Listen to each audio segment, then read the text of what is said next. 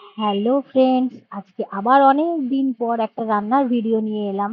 খুবই ইজি প্রসেসের মধ্যে বিরিয়ানি বানানো দেখাবো। আমি ঘরোয়া পদ্ধতিতেই বানাই, যেরকম বানাই সেরকমই তোমাদের কাছে নিয়ে এসেছি। দেখো, একদম চটজলদি ঝটপট ঝটপট করে বানানো হয়ে যায়, আর খেতেও খুব টেস্টি হয়। যদি তোমাদের আমার পদ্ধতিটা ভালো লেগে থাকে তাহলে তোমরাও একবার ট্রাই করে দেখতে পারো ঘরে, দিয়ে আমাকে কমেন্টসে জানিও কিরকম লাগলো আমার বিরিয়ানির পদ্ধতিটা। খুবই সহজ, ইজি ভাবে বানিয়েছি আমি।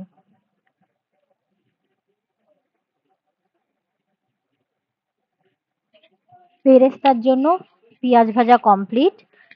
এবার মাংসটা কষানো হয়ে গেছে, মাংস কষানো রেডি। বিরিয়ানির পুরো মশলা দিয়ে বিরিয়ানিটাকে এবার দমে বসিয়ে দেবো 25 মিনিটের জন্য, লো ফ্লেমে। দমে বসানো হয়ে গেলে তারপরে কিছু 5 মিনিটের জন্য এমনি রেস্টে রেখে দিয়ে তারপর আমাদের বিরিয়ানি রেডি। এবার কে কে খাবে চলে এসো।